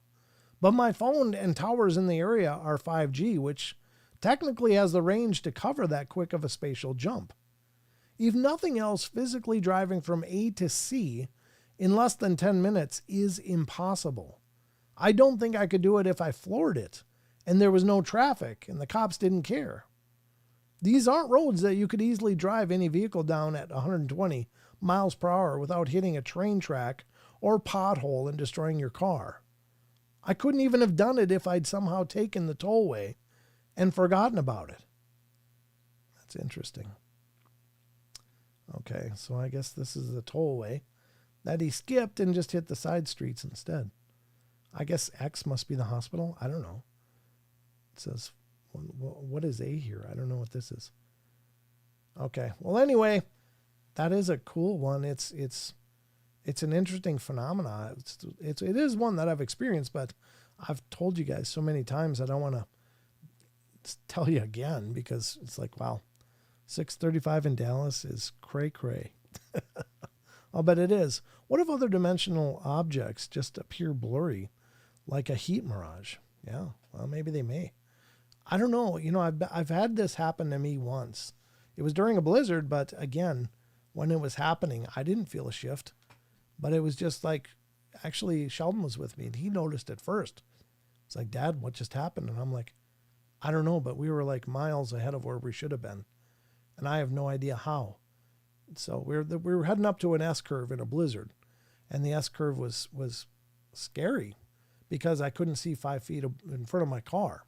And I was really dreading it. And then suddenly we were like at least a half mile past that S-curve, which is about a mile in itself. So how did we get there? I didn't turn my steering wheel. I was driving straight. I didn't turn as if I went around an S-curve. Didn't feel anything. Didn't notice anything. Wasn't on a phone call, but Sheldon was right there. He saw it as well as I did. Suddenly we're seeing a welcome to, and then the township name. That should have been well ahead of where we were. So I know what this is like. understand it, but it makes me feel like, God, what if that's something we could tap into? That we could literally like translocate. Isn't that something? I mean, is it just, it's either some function of my stress, maybe it's divine intervention, something taking us past that scary part, or are there these little diaphragms of reality that open and close and cause spatial anomalies like that? Is that possible? In this case, they call it a glitch. I don't like the term glitch because it sounds like a mistake. And I don't think these things are that. I just think something's being demonstrated that's showing us this isn't what we think it is. This reality that we live in isn't what we think it is. There aren't absolute rules, that things are pliable and bendable. And so we're given little glimpses like this. I had a glitch. Sinfully Wicked says, I had a glitch. Oh yeah, Rachel says, I wonder if when I passed through that curtain in the woods, if I entered another dimension. Yeah, that's interesting. Did you feel it? Sinfully Wicked says, I had a glitch that to this day I still can't figure out. Was at a restaurant that we frequent once a month that is haunted. And the manager knows I am gifted and wanted to go with her to the second floor. And there's only 2 floors. We get up there and I did a session for her. Okay. Just got to wait for you to type some more. We got back in the elevator and it moved, but when we opened the door, we were still on the second floor. Ooh, that's bizarre. That is bizarre too. I don't know what these are, but I think it suggests that maybe this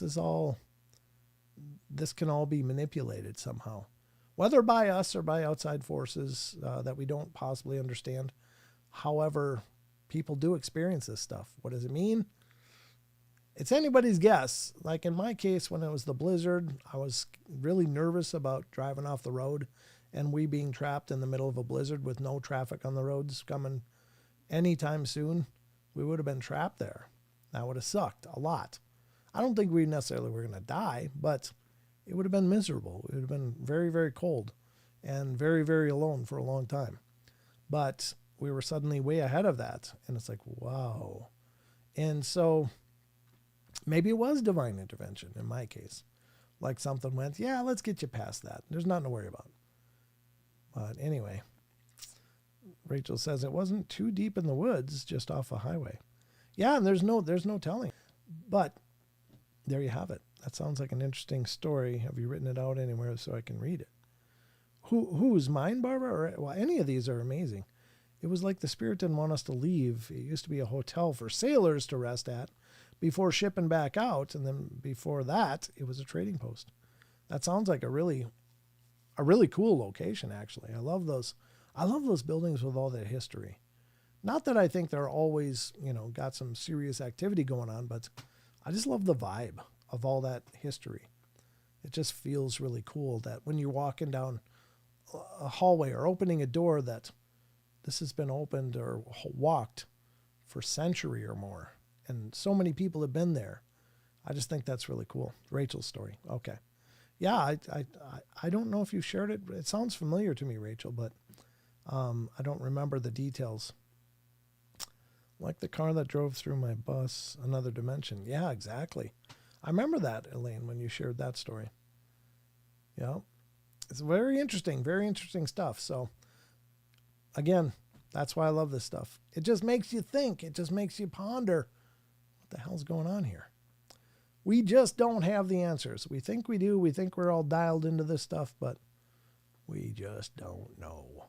So I hope you enjoyed that. It's not quite as striking as last night's glitch story, but still plenty striking. So how are we doing for time? 35. Yeah, we better get to the cryptids, folks. We got some cryptid corner to get through, so I can't think of anything better to do right now than to discuss some cryptozoology right here on the portal, brought to you with love. Here we go.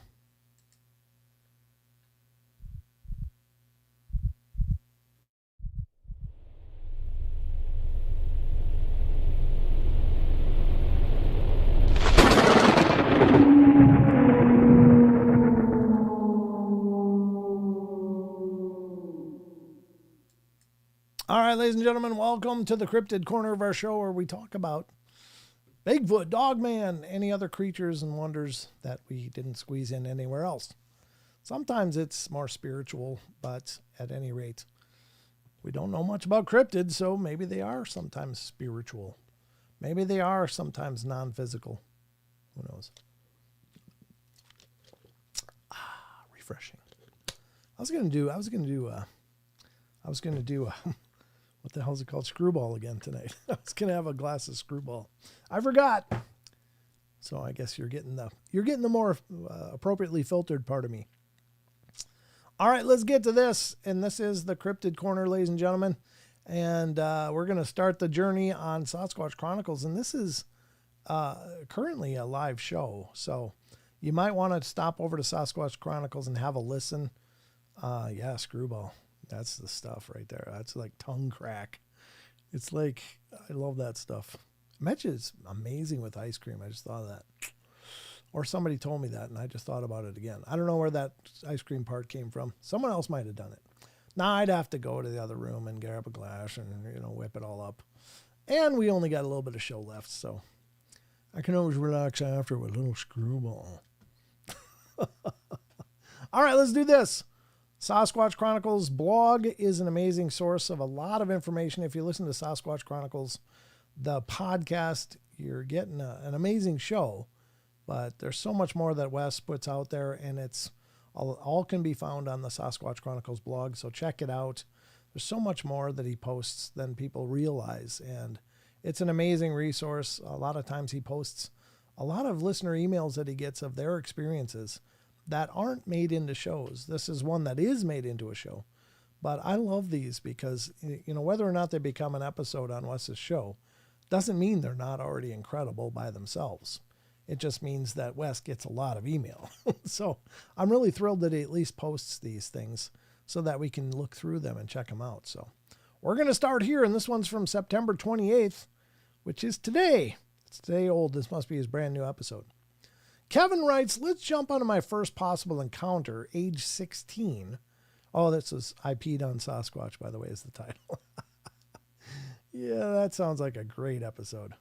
Age 16, roughly 1999, my buddy gets his first vehicle, a Chevy S10, and that summer we decided we're going to go take our first trip into the Boundary Waters. This is definitely Minnesota, because the Boundary Waters are the area between top of Minnesota and Canada. It's just a big Boundary Waters canoe area. There are a lot of waterways and islands, and it's just a big thing. So let's check it out. Another buddy decided he was going to join us as well, and here we are, 3 16-year-old boys, our gear, and a canoe packed into this tiny truck. We entered the Boundary Waters canoe area through the Larch Creek access point on the Gunflint Trail. We spent the next couple of days portaging deeper into the wilderness. So portaging is when you canoe up to a land mass, and then you grab your canoe and carry it over the land back into another body of water. It's just a lot of that up there that you got to get out of your canoe and hump everything over. I shouldn't have said hump. Jesus. It's kind of a military term, and I'm not like ex-military, so I don't know where the hell that came from. You got to carry your canoe and gear over the ground, over the land, until you reach another canoeable waterway. So anyway, Jesus, wish I could just grab those words back. And says, I don't remember exactly what night of the trip that this happened, but it was towards the middle. It was late or early. How good? Like to think of it? I don't know. And I had to pee. I don't know what that means. It was late or early. How good? Like to think of it. And I had to pee. There was a bright moon out, bright enough that I didn't need to bring a flashlight. I didn't stray far from the tent. I found a random rock to pee on and let it fly. And this is when I found out my target rock was not a rock at all. It let out a disgusted grunt or breath, I'm not sure which. And it went from what I can only imagine was a belly crawl to an upright in the blink of an eye and took off running. Yeah, I'm sure he wasn't appreciating his golden shower. In the moment, I thought I just peed on a bear cub, and that was Mama was going to be really pissed off. I ran for the tent and got back in. Originally, I was closest to the opening of the tent, and I got in my sleeping bag and bounced into the middle of my two buddies. Nice. If it figures if it's attacking the tent, it's going to get them first. Not my proudest moment, I'll admit. Well, this, of course, woke them up, and after some heated words and a plea on my end, they realized I must have seen something as I was visibly shaken, and my eyes were watering from the adrenaline dumping into me and an irrational fear. Well, that night, something did come into our camp, but without further known incident and nothing further to report. Thinking back on this experience with a clear head, a few things stand out to me. Why did the bear cub come up off the ground and run off like a human, or was it the moonlight playing tricks? Why the disgust in its tone of exhale? An animal wouldn't have an emotion, and why did I panic like I did? I've seen full-grown black bear in the wild up close and personal while hunting both in the dark and in the light. I've seen a sow and her cubs and had to talk her down at close range from making a decision that was either going to harm her or myself. There was an irrational fear that came over me. Counter number 2, made into a knower, not just a believer. Roughly in the summer of 2004, maybe 2005. Like I started in the beginning of my email, I'm an avid outdoorsman. During the summers, I like to spend my nights up in my boat on the river, whether alone or with a buddy. Well, this particular night, my buddy and I were fishing this large bay. We run the river full speed at night, so I have a large HID lights mounted on the front of the boat, it says light truck headlights. I don't know if he means like truck headlights. Anyway, we were anchored maybe 15 to 20 feet off of shore. One side of the bay was barging equipment, the other old-growth cottonwoods, to which the bow of my boat was facing. These old-growth trees are huge. Yeah, cottonwoods are enormous. They are beautiful big trees, but they dump these little fluffy crap all over the place. It's like snow. So here we are, middle of the night, sitting in my boat in the pitch black. We started hearing movement coming from the cottonwoods. I should mention the riverbanks mainly consist of river silt, which dampens the sound. The sound of bipedal walking are getting closer and louder. Again, panic is starting to set in, and again, I don't panic. I'm very calm under pressure, but here I am panicking. Again, it's that irrational fear. Eyes watering, chest feels like it's slow motion beating out of my chest. Everything seems to slow down, yet speed up at the same time. My buddy is clearly experiencing the same emotions, and I flip my headlights on and standing directly in front of us is this gigantic man. You could see the shock in his eyes and on his face when the lights suddenly are turned on and he's caught directly in the beam. He did his best to hide behind a cottonwood, but he was too large to truly hide behind it.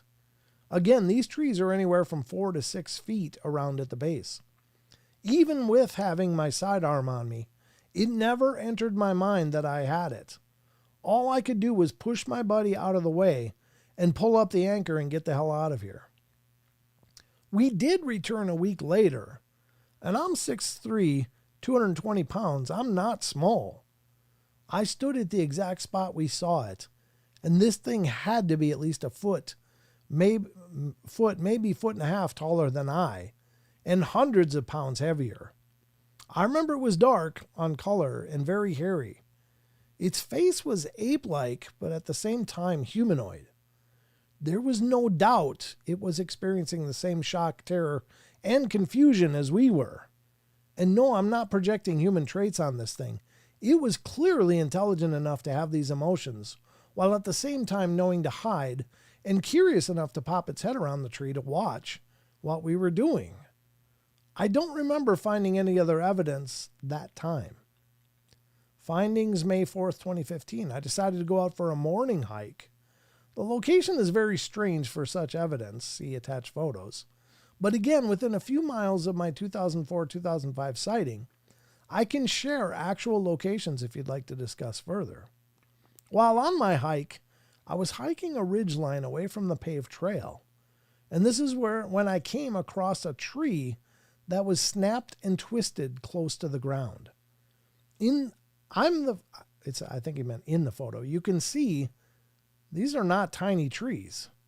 The amount of force needed to do that damage to a live green tree would be more than any man could ever summon. After finding these trees, I was instantly in investigator mode, and this is when I found the print. Like I was saying, I'm 6'3" and 220 pounds and wear a size 13.5 boot. I oddly enough only found one track, but it was roughly 3 to 4 inches longer than my boot. I tried to make an impression on the ground, but the ground was far too hard, as it's still pretty chilly this time of year in Minnesota. Oh, there's the imprint. Oh, Jesus, that's a really robust footprint. Yeah, I mean, that's a 13.5 foot. It's hard to see where his heel is because of the plant or the pants, but it doesn't seem like it's maybe 3 to 4 inches longer, though. Looks like the toe is pretty lined up, and if the heel is somewhere around here, that's pretty close to the same size, but the width is what's clearly anomalous. People just don't have feet that wide. That's like an incredible Hulk foot. Look at that. I found one like this too. I didn't see it twisted though. Mine wasn't twisted. It was just snapped. But there was no deadfall on it. This is back in Minnesota as well. Encounter 3, things get strange. It's 2018 rifle deer opener. We hunt in a very remote area at the end of an old logging road, surrounded by a peat bog. One way in, one way out. It's not possible to make it through the bogs alive. It's truly one way in or out. And we always get up there a couple days prior to opening day. Allows us a time to fully set up camp stands, and do some grouse hunting. Well, it's Thursday night earlier in the day when we had shot a bunch of grouse and cleaned them and threw the remains at the end of the woods line in front of our camp. So here we are, 3 of us experienced hunters and skilled outdoorsmen sitting around the campfire. It's not super late, maybe, I guess that's 10:30 or 11 o'clock at night. But it's plenty dark out. The sun is long gone, and there's no light other than the fire glow. I don't remember which of us noticed the lights first, but I'm the protector and was instantly up and off my chair, and the sidearm was drawn. What we saw was 2 balls of light far off in the woods. The light color was that of an old lantern. We thought folks were walking towards us with only a lantern, and again, no one should have been able to make it to their location without us noticing. And that's when they went out and everything went dead silent. No bugs, owls, birds, coyotes, or wolves. All which we hear on a nightly basis on a normal night. If a gnat would have dated, I would have blamed it on one of my buddies. It was that quiet. If a gnat would have dated, I don't know what that means. That's when we start hearing walking in front of us in the woods. Same direction as the lights, and dead grouse carcasses were discarded. At this point, one of my 2 buddies is out of his chair and moving to my location, weapon drawn. So here we stand, weapons drawn, flashlights pointing in the sound direction. We can still hear the walking but can't see anything. At the same time, the walking stops and we hear a voice come from directly behind camp. Very similar to what people describe as the samurai speech. It sounds like someone's trying to speak gibberish, but only speaking from the back of their throats, like a Mongolian throat singer. And at this point, my other buddy out now or out of his chair, and weapon drawn, setting, as the sound seemed to come from only 20 feet behind him. At the same time, myself and my buddy standing next to me spun around, not knowing we were surrounded. And this is when the walking that was in front of us took off running. The gibberish continues, and then from our now left side, a tree cracks and falls. The gibberish stops, and everything seems to grow still again. Needless to say, it was a sleepless night. Interesting side note, that impending doom did not happen on this experience. In the morning, we did find the fallen tree and it was dead, but it was the tree we used to sight in our rifles. I should also make mention this year, 2024, will mark year 27 that one of my buddies in the story and I have hunted this area. We've been hunting this area with his dad since we were kids. My wife and daughter do not like it up there and get very freaked out. My boys and I have had another incident I could tell, but I'll leave that for another time if you want. I've also had 2 other experiences with another buddy. Sorry for rambling, it's hard to get a lifetime in one email. I recently shifted work gears and started driving dump truck. I needed a break from leading and directing employees and having the sole responsibilities of a 1.2 million square foot building on 46 acres for the last 20 years. Driving has allowed a lot of pressure to be lifted off my shoulders, but also has allowed me to listen to your podcast and give me the encouragement to finally tell my experiences. Until now, I've never formally told anyone. Yes, my buddies, family have heard most of them, but never publicly. Again, sorry for the novel. Hopefully it didn't waste too much of your time. Very cool stories. So there's the link. It's live now. It's episode 1093, Peed on Sasquatch. You can go listen to it. Never shoot into live tree forest protectors. Yeah, probably a bad idea. Well, there you have it. But that's really, the one I saw was bigger though. But it was about 4 feet off the ground like this. And it was just snapped and nothing had fallen on it. It was just snapped. This is back near where I had been growled at as a 14-year-old. So I think they're up there. Very cool. Very, very cool. Good God. How fast the night went. Can you guys believe it? I sure can't. But I don't know. I think that was a great story, and special thanks to Wes for letting us get to it. You know what? I wanted to do one more. I told you guys I was going to do it tonight. And by God, I want to do it tonight. You guys got time for one more? Do you mind a little more story time? There's one more I wanted to do. I finally paid for a month of Sasquatch Chronicles Can Catch member-only stuff. Yeah, Wes does a hell of a job. It's truly, and I love my own show, don't get me wrong. I'm very proud of what we do, what we've done on the Paranormal Portal, but my hat's off to Wes. He's just the GOAT. He really is. All right, I'm going to give you one more story because I love you guys. And by God, that's how we roll here in the portal. So I'm going to give you one more. There's one more story. And here we go. It's part of the Cryptid Corner. This is one from Phantoms and Monsters again. And this is the one I teased last night and said we get to tonight. And I'm a man of my word, so we're getting to it tonight.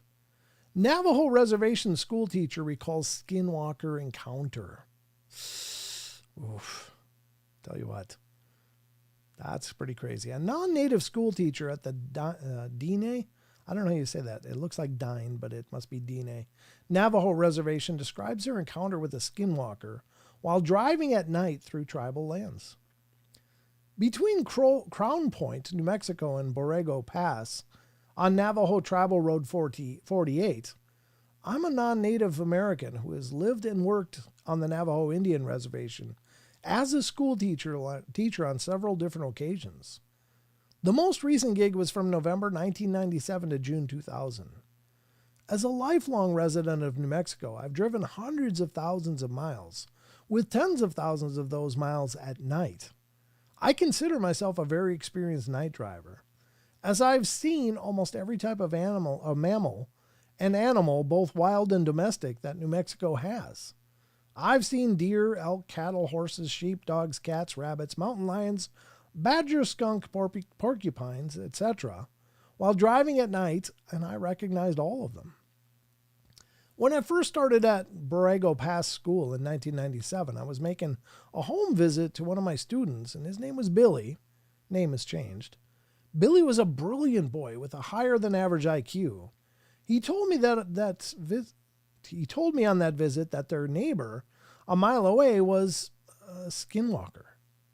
Well, I scoffed at Billy and said something like, "There's no such thing."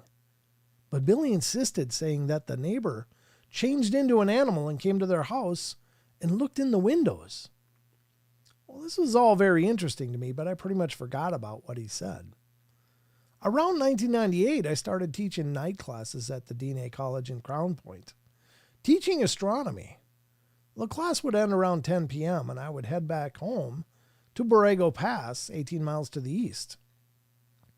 One night after class, at about 10:15 p.m., sometime in the spring, April or May of 2000, I was driving my 1998 Ford Escort on Navajo Tribal Road 48. Well, I drove about 50 miles per hour because of the possibility of horses and livestock in the roadway. And I've always noted Billy's house off the road at about the halfway point on my way home. It was one of my waypoints. It was about time that suddenly something weird passed from right to left in front of my car's headlights. This was the strangest creature or object I've ever encountered on the road. It was large, shapeless hole that did not reflect any light whatsoever. My car's headlights just simply disappeared and were swallowed into the darkness of this mass. I saw no definite shape, no legs, no head, no eyes, just a shapeless black hole. I've never seen anything quite like it before or since, but whatever it was, it gave me the creeps. I remember getting scared and speeding up. I pushed the car's speed up to 65 miles per hour and got to my little duplex at Borrego Pass ASAP. I got into the apartment as quickly as I could and locked the door behind me. I then sat in the living room trying to figure out what I saw. The next day, I told one of my Navajo friends what I saw. His jaw dropped. He immediately said it was a skinwalker. But I had nothing to worry about since they can't harm white men. Oh, cool. I didn't know that. Yes. No, I'm just kidding. Still, it was weird.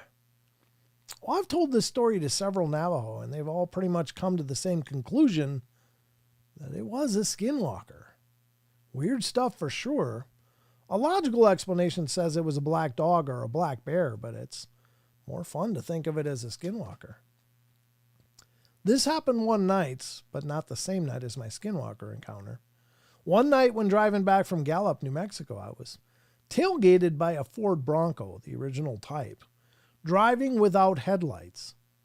I wrote this off as a guy using me as his lights since his didn't work, or he was just drunk, or both. I sped up as fast as I could to shake him. I don't remember what happened, but obviously he did not follow me back to Borrego. That seems kind of like a random inclusion, but interesting. Well, there you go. There's the skinwalker story. They can only harm whites who claim to be 1/32nd Cherokee. So most of us. Well, there you go. I don't think I'm any Cherokee. I have nothing but, admiration for the Native American communities, of course, but I can't claim any of their heritage, unfortunately. But I do think that they are some pretty spiritually attuned people, some pretty incredibly and generationally attuned. Like they seem very sensitive to the natural workings of the world, and I envy that. I really do. So that was your overtime, folks. I definitely wanted to get to that story because, like I said, told you I would. I'm a man of my word. So, I hope you guys had a good time. Thank you. It was nice to meet some of the new listeners. Hopefully you guys decide to stick around and become a part of these live streams. We do the live streams on YouTube, Rumble, and Twitch every Wednesday, Friday, Saturday night at 7 p.m. Pacific time, 10 p.m. Eastern. So wherever that means to you, however that works out to your time zone, that's what it means. So anyway, that's all I got for you this week. I will see you guys again on Wednesday night. And if you're a member of the Discord, watch for the announcement for the winner I'm not sure exactly when I'm going to do it, but I think it'll probably be Monday on the 30th. Right at the end of the month. Boom. Hit you with a winner. So keep tuned in. Thank you, Caitlin. It was nice to meet you. Thank you for all your love and support. And thank you all for all your love and support. It really means the world to me. I just love doing these shows and seeing you guys. And yeah, back to Spotify. Well, I hope you're not disappointed. I mean, I put my heart and soul into all of these shows. So I hope you continue to enjoy it. Thank you, Conrail. I appreciate it. Thank you so much. Good night to everybody. Sarah in disguise. What are you disguised as, Sarah? It's good to see you. I appreciate you coming in. That's a new name to me. I don't know if we've met before, but thank you for coming in, Sarah in disguise. And good night to you, Caitlin. Thank you again. And thank you, Joseph. And good night, Rachel. And thank you to our mods. Thank you to Chucky Danger for the questions of the week. And thank you to our mods and admins over on Discord. And to all of you guys. Good night to you, Rumble people. Love you guys too. And thank you so much for being a part of the journey. And that's going to wrap it up for me because I'm a sweaty mess now. I always sweat when I do these shows. I don't know. It's like aerobic for me or something. It's really weird. But I'm burning fat. So maybe I should do longer shows. Well, anyway, that's all I got. But it's great to see you guys. Have a great night. Have a great week.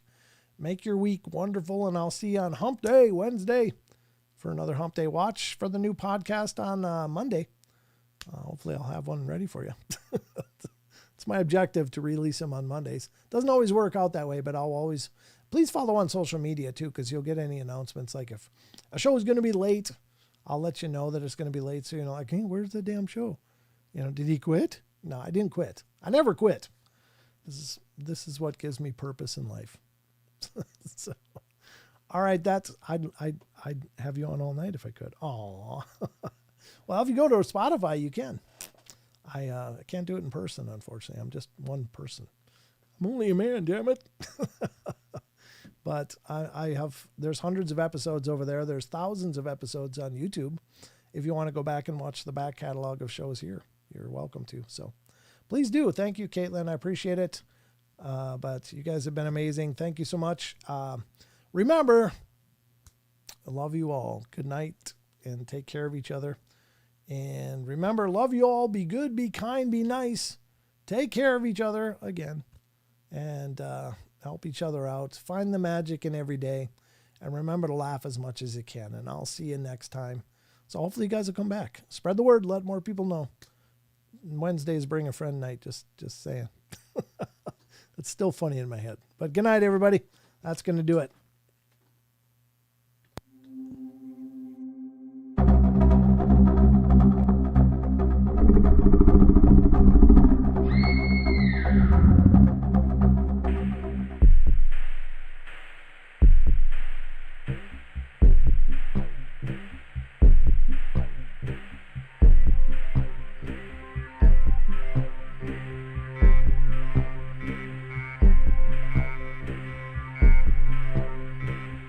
Woo!